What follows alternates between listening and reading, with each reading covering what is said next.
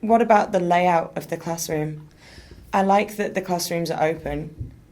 Yeah, I think there's a real need though to design spaces within a classroom, and it doesn't have to be closed off, that allow for the different styles of learning. So like I've got kids in my class who prefer to work one-to-one, Right. whereas some might want to work in a group. Whereas you find that, you could have upwards of 8 to 10 kids, so there needs to be spaces for that. And then when you're doing a workshop, Yeah. or if you're doing a whole class lesson. I think that area for the workshop is really important. Like thinking about going back to skills-based input again. Not everyone's going to need that. So if you can give a task and take a specific group of kids to an area to learn a skill, Yeah. there can still be whatever else is going on in that lesson can still be brought. Yeah, but like riding that line of tension between not segregating, but then allowing for it. So I know there's a space where there are not individual classrooms per se because it's all one space, but the way in which it's designed is like, you've got 2 spaces out here, one here, and there's something that meets in the middle.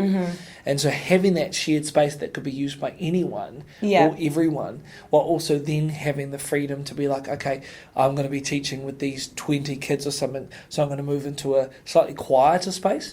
I think noise is a huge factor. Yeah. That you have to consider. And I think, you're right there, because especially, at the end of the day, we still have to do testing. Yeah. So having that quiet space available is really important.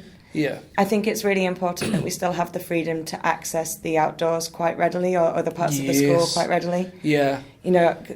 Again, going back to working in the UK, I'd have to fob out of 3 doors to get outside. I like that the children can use the whole school. So like a sliding, huge open doors that kind of lead out, especially if we're getting like a tarmac or something like that just flows on. Yeah. I'd love to see some like a sustainable things as well. Definitely. Like, a greenery or at least colours that kind of provoke peace. So areas that link to the themes, I guess, would be really good, because if you're talking about sustainability, that can link to sharing the planet and